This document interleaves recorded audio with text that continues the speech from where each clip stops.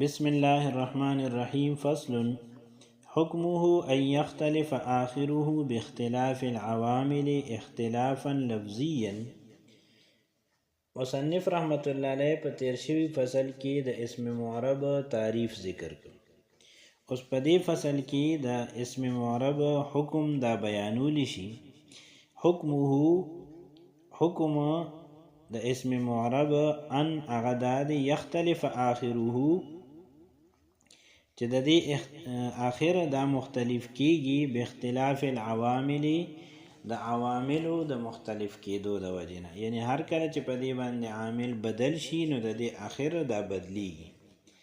اختلافا لفظيا او دا بدلیدل او اختلاف دا کله په لفظ کې ظاهر وي، نحو جاءني زید رأيت زیدا مررت بزید. په جاءني زیدن کې جاء عامل دی، نو زیدن دلته کې د دې اخر دا مرفوع دی پیشته پی. ورأيت زیدن په دې ځای کې رأيت عامل بدل شو، نو زیدن د دې په اخره کې اختلاف لفظي راغی، په لفظ کې ظاهر دی دغه چې مخکې زیدن او زیدن شو.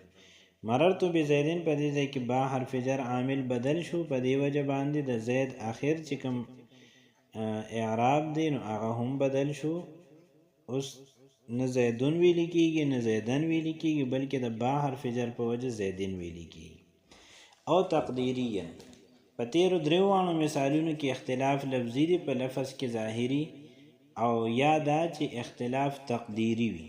تقدیری مطلب دا چې په لفظ کې ښکاري نه، لیکن د عامل په اعتبار سره هغه ګڼلی شي او منلی شي چې دا داسې دی. نحو جاءني موسی ورأيت موسی ومررت بموسی.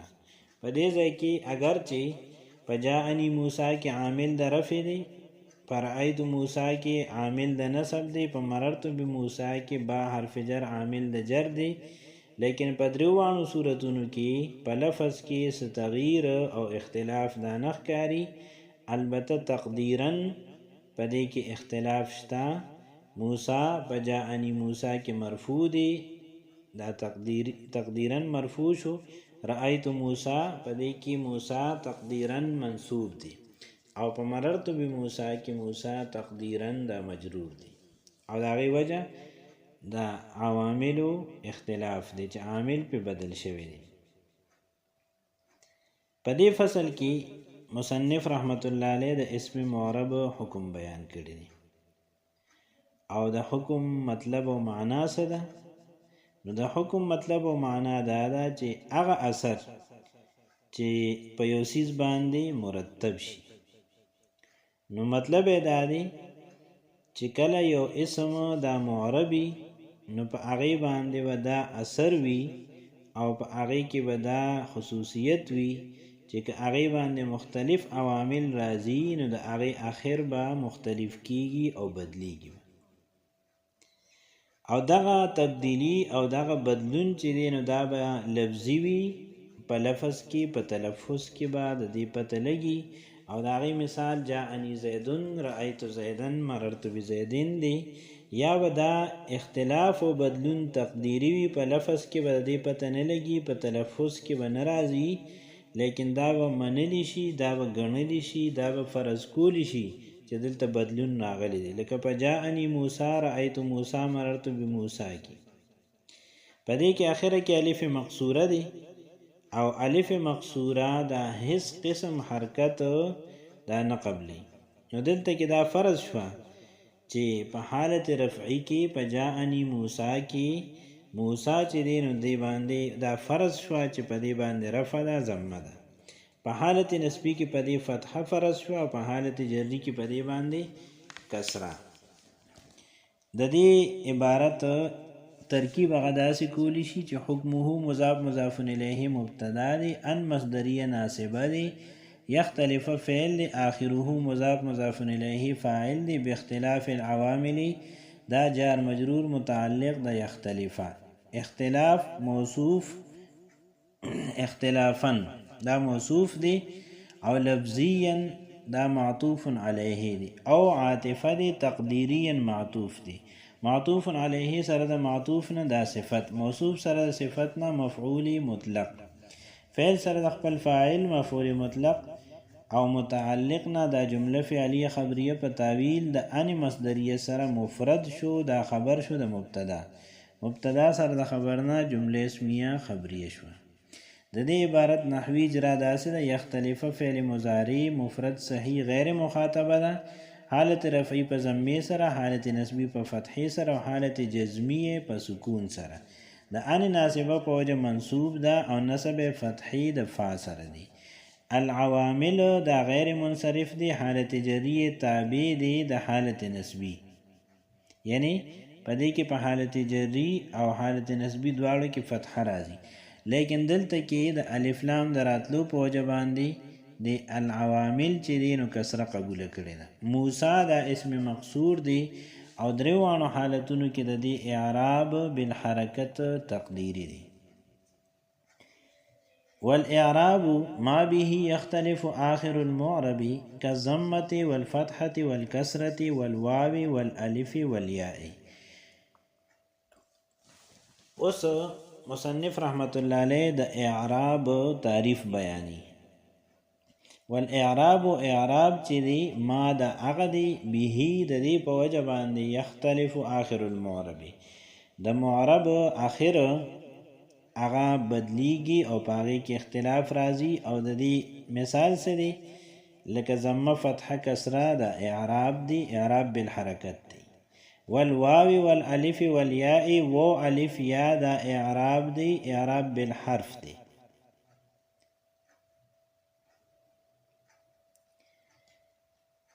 په تعریف د اعراب کې دا ما چې راغلی دی ما به یختلفو، نو دا ما لفظ چې دی د دینه مراد حرف او حرکت دی، یعنی دا ما عامه ده. اعراب هغه سیز دی، یعنی هغه حرف دی یا هغه حرکت دی. او به کې دا با دا سببیه ده، او د با سببیه مطلب داری چې دا حرف او حرکت چې د دې په سبب سره او د دې په وجه سره د اسم معرب اخر چې دی نو دا بدلی. او دا مخکې ذکر شو چې ضمه فتحه کسره دا د اعراب بالحرکت قسمونه دي، او و الف یا چې دی دا د اعراب بالحرف قسمونه دي. د دې عبارت ترکیب داسې چې الاعراب مبتدا دی، ما موصوله ده، به جار مجرور متعلق مقدم دی د یختلفو. یختلفو فعل دی، آخر المعرب مضاف مضاف الیه فاعل د دې دی، فعل سره د خپل فاعل او متعلق نه جمله فعلیه د صله موصول سره د صله نه خبر، مبتدا سره د خبر نه جمله اسمیه خبریه شو. کالضمة والفتحة والکسرة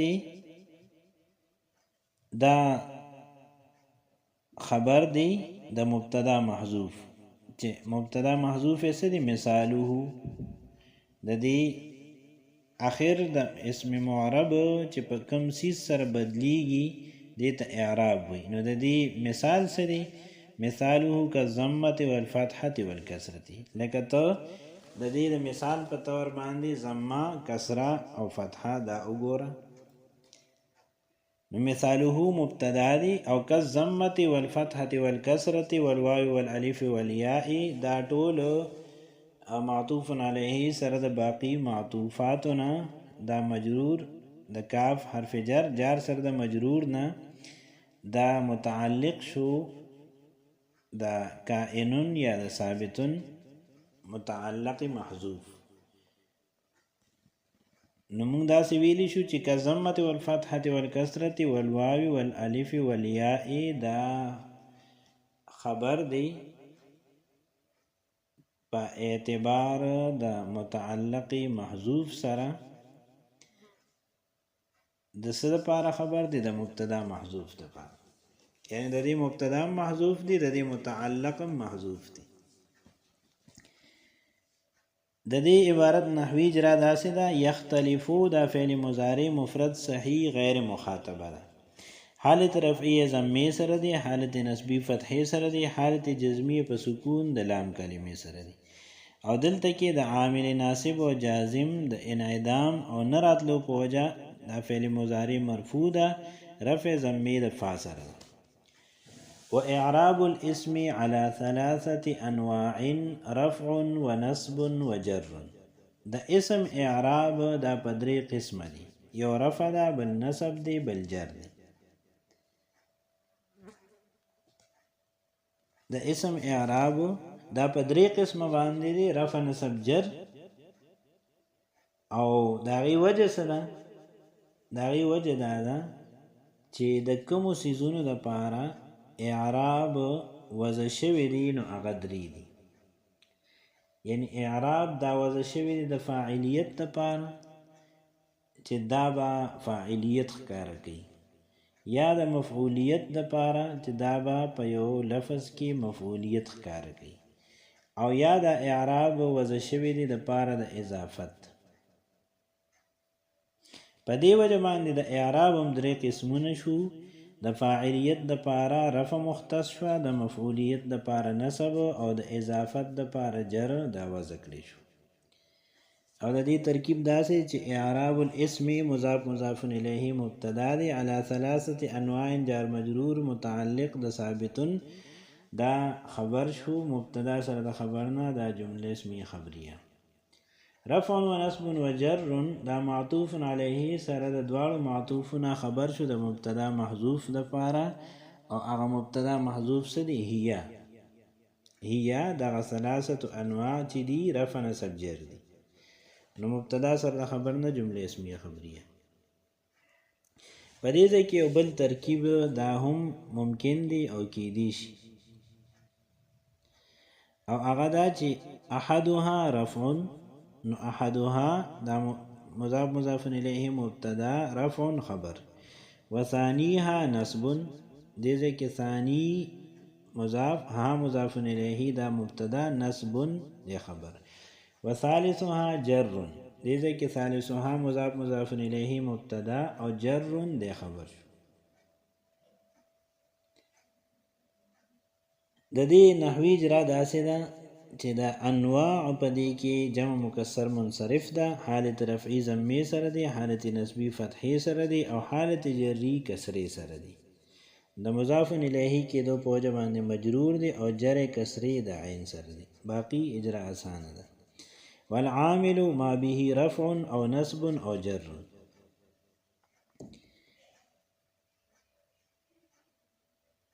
په حکم د اسم معرب کې د عوامل ذکر شو، نو مصنف رحمت الله علیه د عامل تعریف کوي چې عامل څه ته وي. عامل هغه ته وي چې د هغه په سبب او د هغه په وجه باندې رفع راځي یا نصب راځي یا جر راځي.